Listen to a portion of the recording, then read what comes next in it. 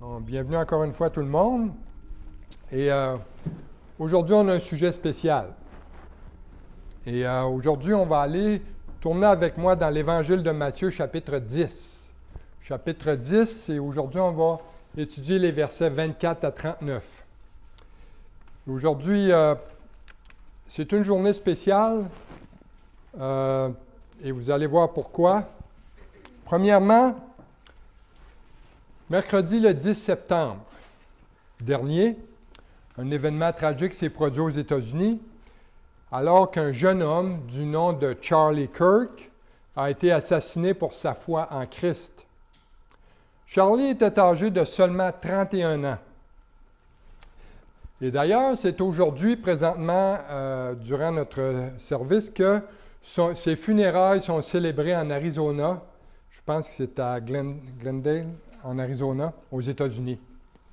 Et le titre que j'ai choisi de donner à mon message aujourd'hui est celui-ci.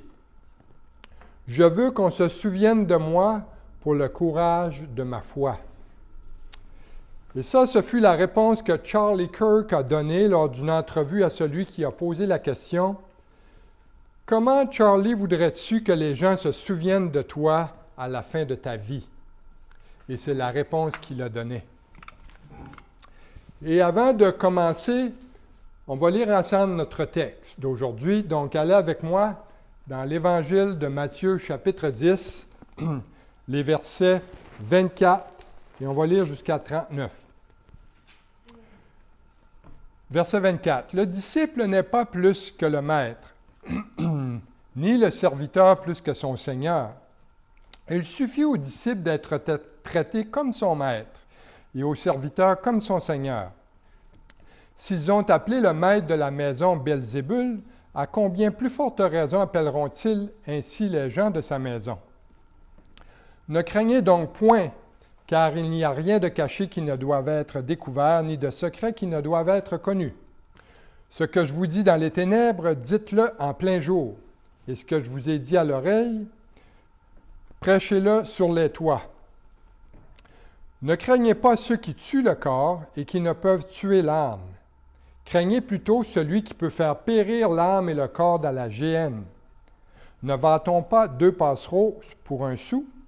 Cependant, il n'en tombe pas un à terre sans la volonté de mon Père, de votre Père. Et même les cheveux de votre tête sont tous comptés. Ne craignez donc point, vous valez plus que beaucoup de passereaux. C'est pourquoi quiconque me confessera devant les hommes, je le confesserai aussi devant mon Père qui est dans les cieux. Mais quiconque me reniera devant les hommes, je le renierai aussi devant mon Père qui est dans les cieux. Ne croyez pas que je sois venu apporter la paix sur la terre. Je ne suis pas venu apporter la paix, mais l'épée. Car je suis venu mettre la division entre l'homme et son père, entre la fille et sa mère, entre la belle-fille et sa belle-mère, et l'homme aura pour ennemi les gens de sa maison. Celui qui aime son père ou sa mère plus que moi n'est pas digne de moi, et celui qui aime son fils ou sa fille plus que moi n'est pas digne de moi. Celui qui ne prend pas sa croix et ne me suit pas n'est pas digne de moi. Celui qui conservera sa vie la perdra, et celui qui perdra sa vie à cause de moi la retrouvera. » Prions. Seigneur notre Dieu, on ouvre ta parole aujourd'hui et on veut que tu parles à nos cœurs, Seigneur. Seigneur, ta parole, elle est vivante, elle est actuelle et on en a eu la preuve, Seigneur, il y a une semaine. Lorsqu'un de tes enfants, Seigneur, a été tué pour sa foi. Et Seigneur, ce n'est pas quelque chose d'inconnu pour nous et ce n'est pas quelque chose de surprenant parce que tout a été annoncé dans ta parole d'avance. Tu l'as dit à tes apôtres et tu nous l'as dit aujourd'hui, Seigneur. Alors, Seigneur, parle à nos cœurs aujourd'hui par l'histoire inspirante d'un jeune homme afin que notre foi soit stimulée, qu'elle soit encouragée, Seigneur, et que nous portions du fruit pour toi en attendant ton retour. Et on te prie en ton nom, Jésus. Amen. Eh bien, cette semaine, alors que je me préparais pour l'enseignement, j'ai ressenti au plus profond de moi, au plus profond de mon âme, le besoin de vous enseigner la parole en lien avec ce qui est arrivé en Utah cette semaine, la semaine dernière, donc, aux États-Unis, soit le 10 septembre 2025. Et cette tragédie-là, ça m'interpelle profondément pour plusieurs raisons.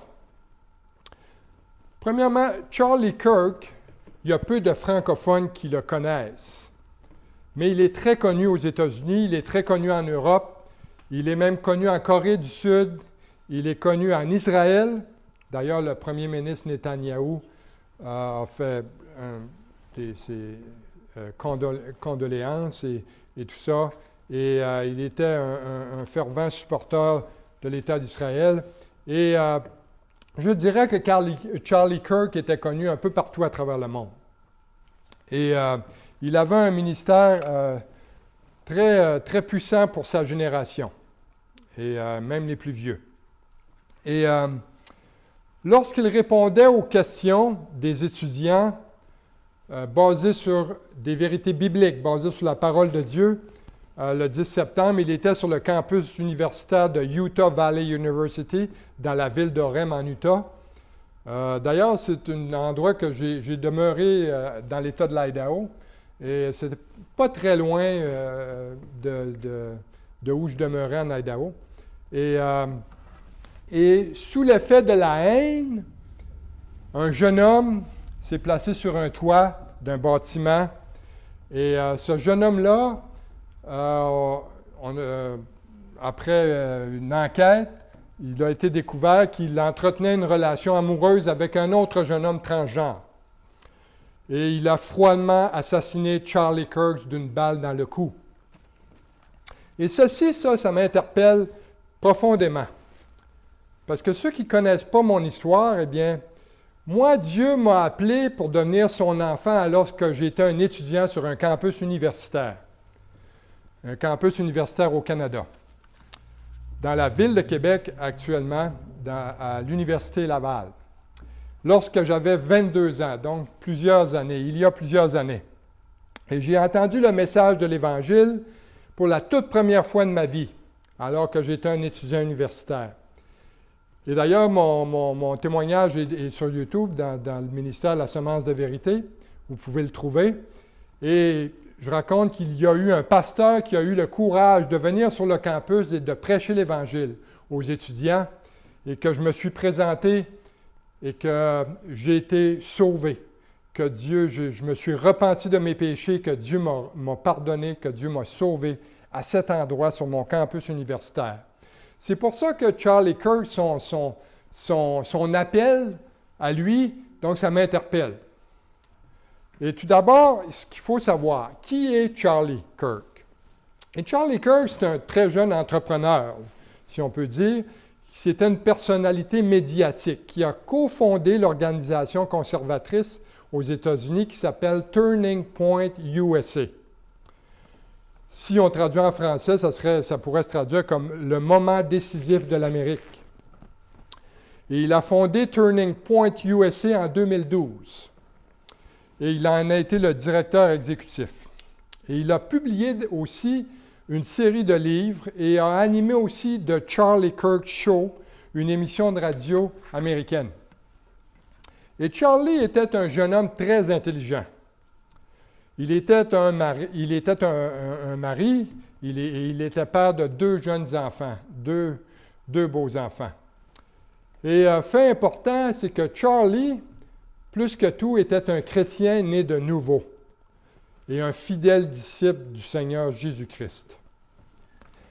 Et en faisant de sa foi le centre de sa vie, Charlie est devenu l'ennemi ultime de certains jeunes de sa génération qui adhèrent aux valeurs de la gauche politique américaine.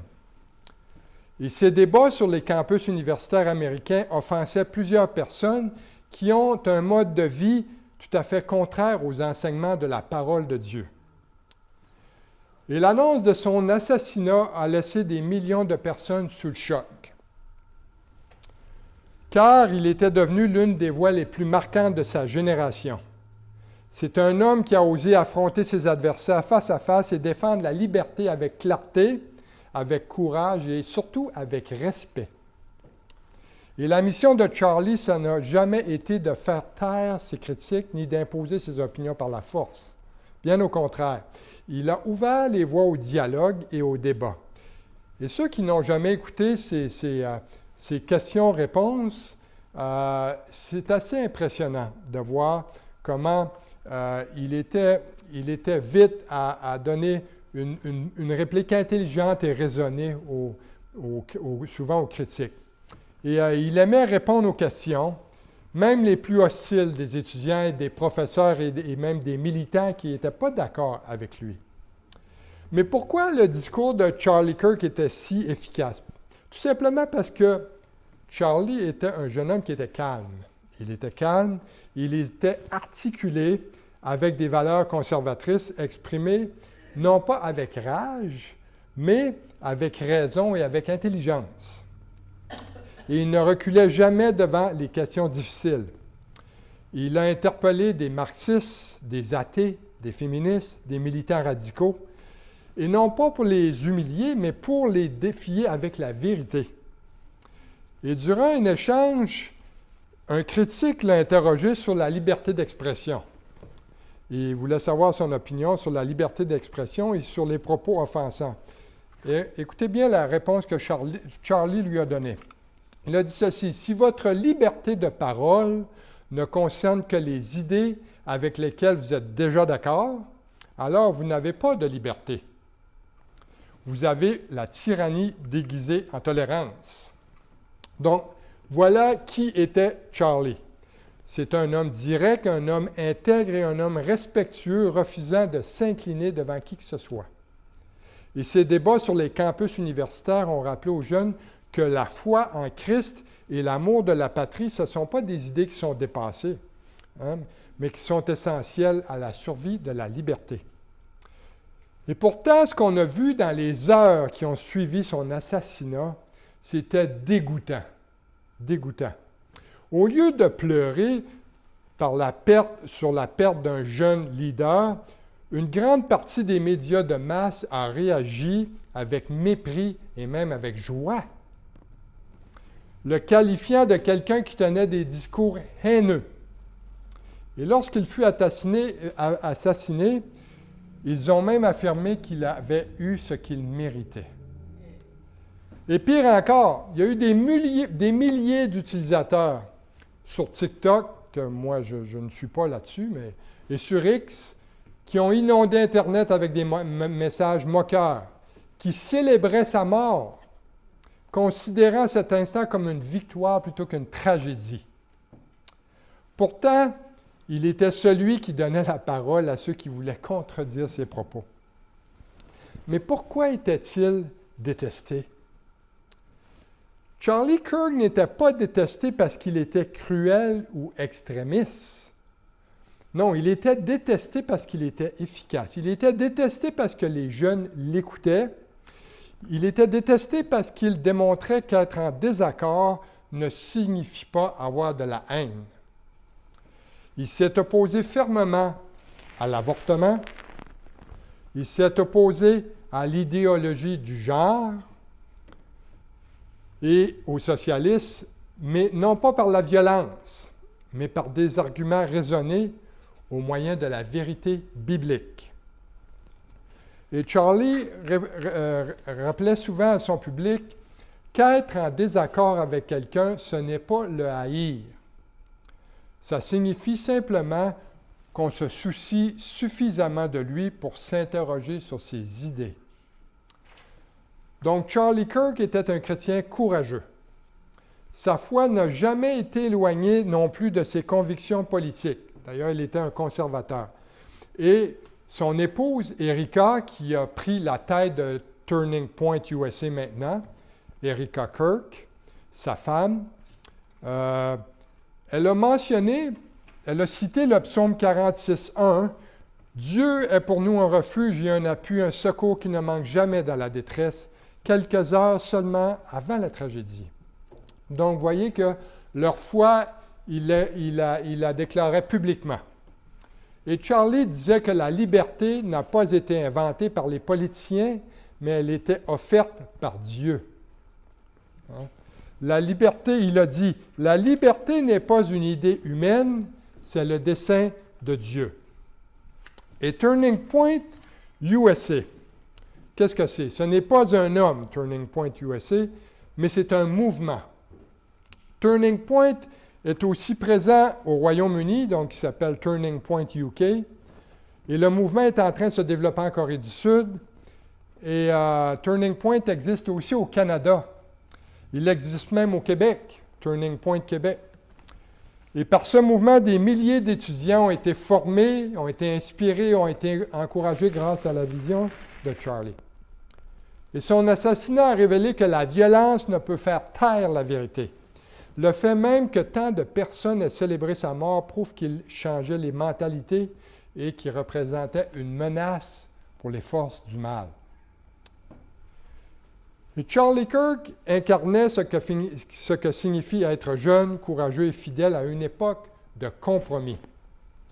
Il vivait avec conviction, il débattait avec grâce et il aimait par-dessus tout son Sauveur Jésus-Christ. Et sa vie nous rappelle qu'une seule voix peut avoir une influence sur des millions de personnes. Et vous savez quoi?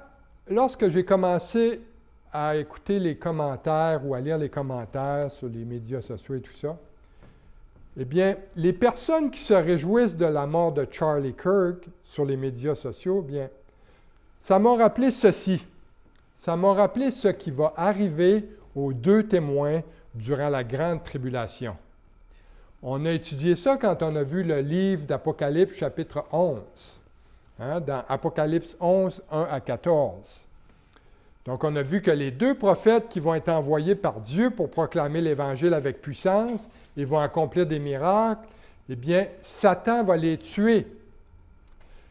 Il va les tuer et les habitants de la terre, qu'est-ce qu'ils vont faire? Ils vont se réjouir. Ils vont être contents de ça. Ils vont même s'offrir des présents pour célébrer ça. Parce que les deux prophètes vont tourmenter les habitants de la terre. La terre va tellement être corrompue par le péché que l'homme ne voudra plus recevoir rien de Dieu. Il va s'opposer à Dieu, il va haïr Dieu. Il va haïr les deux témoins. Et après leur mort, le monde va se réjouir. Et malheureusement, c'est ce qu'on a vu avec l'assassinat de Charlie Kirk, que le monde se réjouit. Mais est-ce qu'on doit se surprendre, nous, les chrétiens, de l'assassinat d'un disciple de Jésus-Christ comme Charlie Kirk? La Bible nous donne la réponse. Dans notre texte aujourd'hui, l'Évangile de Matthieu, chapitre 10, versets 24 et 25, Jésus déclare ceci. Il dit, « Le disciple n'est pas plus que le maître, ni le serviteur plus que son Seigneur. Il suffit au disciple d'être traité comme son maître et au serviteur comme son Seigneur. S'ils ont appelé le maître de la maison Belzébul, à plus forte raison appelleront-ils les gens de sa maison. » Donc Jésus a dit que le disciple n'est pas supérieur à son maître. Les disciples ne doivent pas s'attendre à être mieux traités que Jésus ne l'a été. S'ils ont appelé Jésus lui-même Belzébul, à combien pire devrions-nous nous attendre de la part des incroyants? Et pour ceux qui ne savent pas qu'est-ce que ça veut dire Belzébul, eh bien, ça désigne Satan. Satan. Donc, le nom Belzébul, c'est dérivé du mot grec Baal, Zébub, qui était un dieu païen des Philistins de la ville d'Écron. Donc, les Philistins. Écron qui n'était pas loin de Gaza, en passant, dans le livre de 2 Rois 1, 2 et 3, 6, et à l'époque de l'Ancien Testament. Et ce terme-là signifie le Seigneur des mouches. Donc, c'était un dieu païen.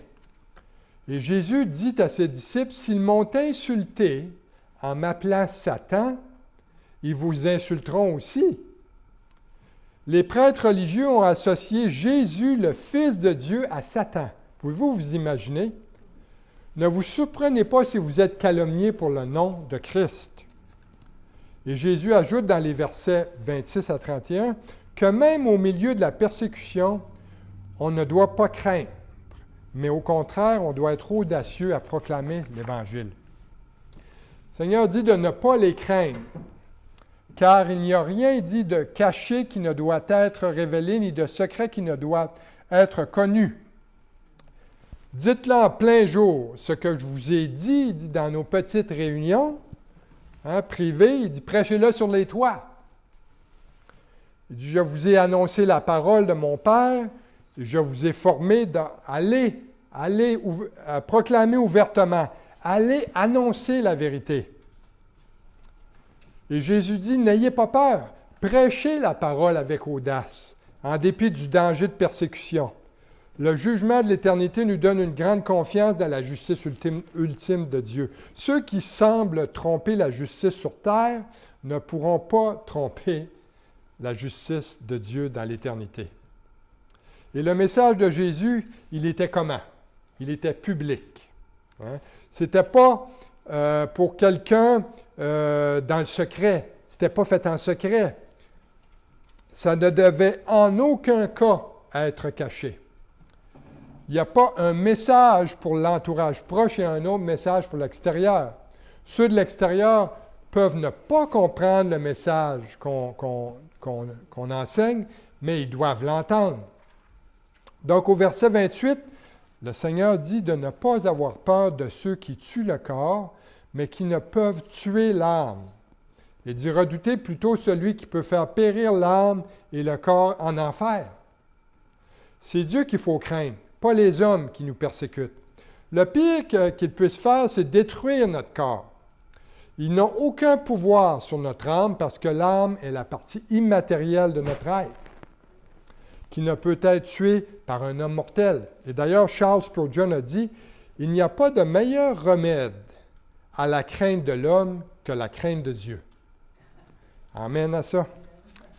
Au verset 29, Jésus ajoute et dit, « N'ayez donc pas peur. Vous valez beaucoup plus que des moineaux, hein, des passereaux, des moineaux, des petits moineaux. Et même, il compte les cheveux de notre tête. » Ça, c'est très rassurant de savoir ça. Le Père a créé les petits moineaux qui n'ont presque aucune valeur. Il a même compté tous mes cheveux. Et moi, je suis bien content parce que qu'il a compté les miens parce que j'en ai perdu beaucoup. Hein, puis j'aimerais ça les récupérer. Ce qui montre que Dieu s'occupe de nous jusque dans les moindres détails. Et si Dieu prend soin des petits moineaux et compte même les cheveux que nous avons sur la tête ou qu'on n'a plus, eh bien, alors il va sûrement prendre soin de tous nos besoins. Souvent, lorsqu'on est persécuté pour notre foi, on pense que Dieu nous oublie, hein? Mais ce n'est pas le cas. Dieu nous connaît mieux que nos amis nous connaissent, vous savez ça? Mieux que notre mari, mieux que notre femme peut nous connaître. Il nous connaît mieux même que nous-mêmes, que nous nous connaissons. Mais tout ça, ça veut dire que Dieu qui nous connaît si bien va prendre soin de nous. Oh, si je pouvais être conscient de toute l'attention de mon Père céleste envers moi, son enfant. Hein, Dieu vient de dire, il dit, « Ne craignez pas s'il vous tue. Si je prends soin des moineaux et de vos cheveux, bien, s'il vous tue lorsque vous leur annoncez le message de l'Évangile, de l'amour de Christ sur la croix, à combien plus forte raison mon Père va le remarquer. Vous n'avez vraiment rien à craindre, aucun homme à craindre, parce que le pire qu'il puisse faire, c'est de vous tuer. » C'est ce qui est arrivé à Charlie Kirk. Et Jésus continue au verset 32. Il dit, « C'est pourquoi quiconque me confessera devant les hommes, je le confesserai aussi devant mon Père qui est dans les cieux. Mais quiconque me reniera devant les hommes, je le renierai aussi devant mon Père qui est dans les cieux. Toute personne qui se déclarera publiquement pour moi, Jésus dit, je me déclarerai moi aussi pour elle devant mon Père céleste. » Le disciple doit se déclarer publiquement pour Jésus devant les hommes. Si on ne veut pas révéler publiquement notre allégeance envers lui, eh bien, Jésus nous dit qu'il ne déclarera pas publiquement son allégeance envers nous devant son Père. Donc, tous ceux que Jésus a appelés, il les a appelés comment? Il les a appelés publiquement. Hein, Jésus nous a appelés publiquement. Il n'y a pas vraiment de chrétiens secrets. Hein, des chrétiens secrets, ça n'existe pas. Un chrétien secret, ce n'est pas un disciple de Christ. Si c'est une déclaration, si c'est pas nouveau pour vous aujourd'hui, eh bien, un chrétien secret n'est pas un disciple de Christ. Il peut croire en secret, mais il ne peut pas garder sa foi secrète. On l'a vu avec Nicodème. c'était un chrétien secret, Nicodème. Il avait peur de perdre sa job dans le Sanhédrin. Hein, mais je crois sincèrement qu'il croyait en Jésus, mais il n'a jamais pris position publiquement. C'est-à-dire que oui, à la fin, lorsque Jésus a été condamné, Nicodème s'est levé, a pris la défense de Jésus. Encore là, il n'a pas pu rester secret dans sa foi, Nicodème. Un jour, ça l'a sorti cette fois-là, devant ses pairs, ces hommes religieux-là. Et lorsque Jésus nous a sauvés, Jésus est mort publiquement. Il n'est pas mort pour nous en secret. Hein, tout le monde l'a vu. On a mis un écriteau au-dessus de sa croix. Tout le monde passait et l'injuriait. Et même, c'est tellement public que plus de 2000 ans plus tard, on en parle encore. Donc, le monde entier a entendu parler de Jésus. Et malheureusement, il y a beaucoup de chrétiens de nos jours que s'ils étaient arrêtés pour le crime d'avoir suivi Jésus et jugés par un tribunal, eh bien, ils verraient toutes les charges contre eux rejetées pour manque de preuves. C'est triste à dire. Mais ce verset-là, il est très, très sérieux parce que nous devrons tous nous tenir devant Dieu. Un jour, devant le Créateur de l'univers. Et Jésus dit au verset 34, il dit « Ne croyez pas que je suis venu apporter la paix sur la terre. Je ne suis pas venu apporter la paix, mais l'épée. » Vous savez, le message de l'Évangile, ce n'est pas seulement un message d'amour. C'est un message de jugement. Un message de jugement en ce sens que le péché est jugé. Dieu juge le péché avant de pouvoir pardonner. Le pardon ne vient pas sans jugement.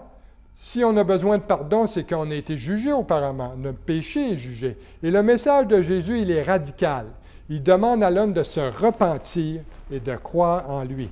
Il appelle l'individu à un engagement radical envers lui. Et ça, c'est un message qui divise ceux qui le reçoivent et ceux qui le rejettent. La division de ces deux choix explique comment Jésus n'est pas venu apporter la paix, mais l'épée. Il dit, car je suis venu mettre la division, au verset 35, entre l'homme et son père, entre la fille et sa mère, entre la belle-fille et sa belle-mère. Et l'homme aura pour ennemi les gens de sa maison. Donc, il va y avoir une ligne de séparation entre ceux qui reçoivent Jésus et ceux qui rejettent Jésus. Même les familles seront divisées. Et plusieurs d'entre nous en sommes la preuve vivante. L'épée de Jésus transperce le cœur des individus. Tu es pour moi ou tu es contre moi. Il n'y a pas de zone grise. Tu es pour Dieu ou tu es pour Satan. Que tu le reconnaisses ou que tu l'ignores. Tu es pour un ou pour l'autre. Et l'Évangile de Jésus-Christ unit les hommes. Il rapproche un collecteur d'impôts comme Matthieu et un zélote comme Simon. Et vous savez que parmi les disciples, il y avait toutes sortes d'arrière-plans. Et Matthieu étant un homme probablement très, très logique, qui était un percepteur d'impôts, donc fort dans les chiffres, et vous aviez un homme politique, un révolutionnaire dans Simon le Zélote. Les Zélotes, c'était les membres du mouvement politique du 1er siècle parmi les Juifs de Judée qui cherchaient à renverser le gouvernement romain occupant. Et là, vous avez mis ces deux gars-là ensemble, qui étaient des disciples de Jésus. Et ils faisaient partie de la même équipe. Mais l'Évangile divise aussi les hommes. Il divise les hommes en deux catégories. Ceux qui font partie du royaume de Dieu et ceux qui font partie du royaume des ténèbres. Les sauvés et les perdus. Jésus sépare les hommes aussi bien qu'il les unit. Et souvent, il sépare les membres d'une même famille.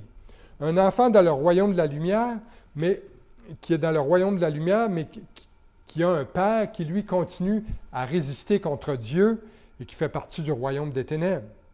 Et ça, c'est la division. C'est la séparation. Il y a souvent des conflits à cause des différences entre le royaume de lumière et le royaume des ténèbres. Et Jésus parlait par expérience, parce qu'à ce moment-là, aucun de ses frères ne croyait en lui. Hein? Ils ne croyaient pas en lui encore. Ça a été seulement après sa résurrection qu'ils ont cru en lui. Et au verset 37, il dit, « Celui qui aime son père ou sa mère plus que moi n'est pas digne de moi. Et celui qui aime son fils ou sa fille plus que moi n'est pas digne de moi. » Jésus a expliqué que son vrai disciple va l'aimer et le suivre sans condition, plus que tout. Jésus va être son premier amour. Notre amour pour Jésus doit même surpasser les membres de notre famille. Et d'ailleurs, dans Matthieu chapitre 22, verset 37, Jésus nous a donné le premier et le plus important commandement de toute la Bible. Quel est-il? Il a dit, « Tu aimeras le Seigneur ton Dieu de tout ton cœur, de toute ton âme et de toute ta pensée. » Mais savez-vous quoi? C'est que suivre Jésus de tout votre cœur, de toute votre âme et de toute votre pensée va normalement faire de vous de meilleures personnes, de meilleurs maris, de meilleurs pères, de meilleures mères, de meilleures épouses, de meilleurs fils, de meilleures filles. C'est ça que ça va faire dans vos vies. Et c'était exactement le message de Charlie Kirk sur les campus universitaires américains. Son amour pour Christ le poussait à partager les valeurs bibliques aux jeunes de sa génération. Et souvent, on entend dire les gens, ça arrive souvent que les gens disent, « Ah, ce qui compte le plus pour moi, tu sais, c'est la famille. » Les gens se souhaitent bonne année, disent, « Ah, je te souhaite de la santé, que ça aille bien avec ta famille. » Mais Dieu n'en fait pas partie. Dieu est exclu de ça. Ça, on appelle ça de l'idolâtrie.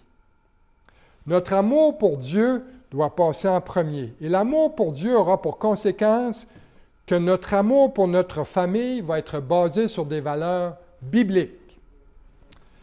Et notre amour pour Christ doit être suprême, au-dessus même de notre amour pour tous les membres de notre famille.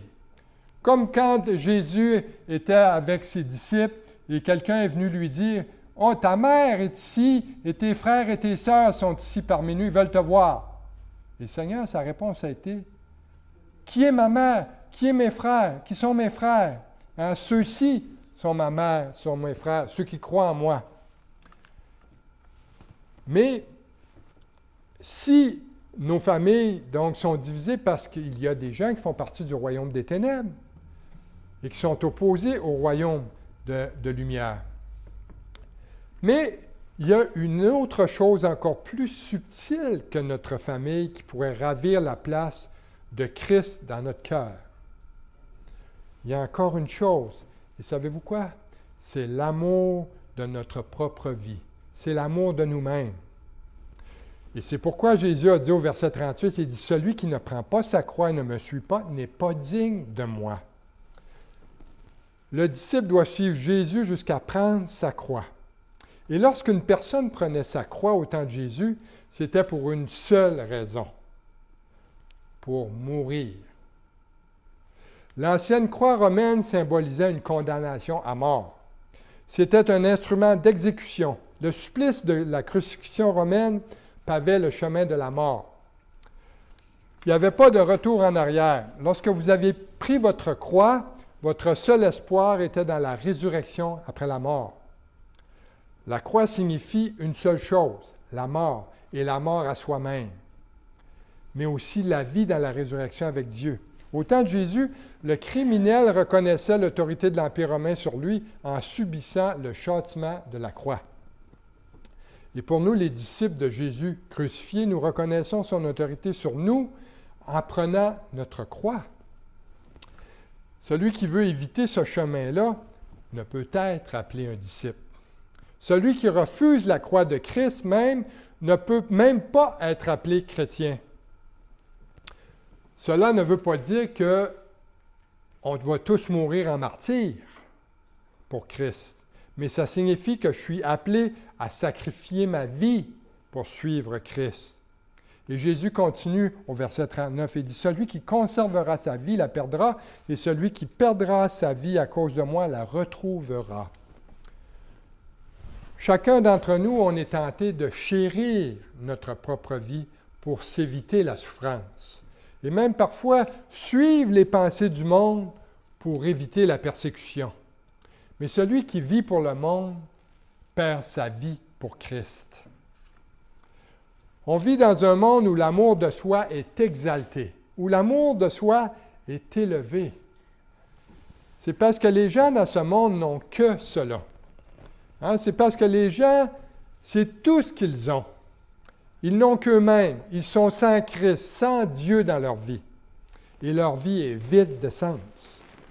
Ils s'exaltent eux-mêmes. Et on voit ça énormément maintenant dans les médias sociaux. « Oh, regardez-moi, admirez-moi, je suis sur Instagram, voici toutes mes photos. » Et ça, c'est une société hédoniste, une société de parade, une société d'égocentrisme. Et ça, c'est tout le contraire des enseignements de Christ. Mais si nous, on veut suivre Jésus et prendre notre croix, bien, l'amour de soi, c'est un obstacle à notre vie en Dieu. Et ma chair veut constamment s'immiscer dans ce que Dieu veut accomplir dans ma vie. Et plutôt que de m'immiscer dans la volonté, dans le dessein de Dieu pour ma vie, Jésus, qu'est-ce qu'il nous dit? Écoutez, qu'est-ce qu'il dit? Il dit, « Prends ta croix et suis-moi.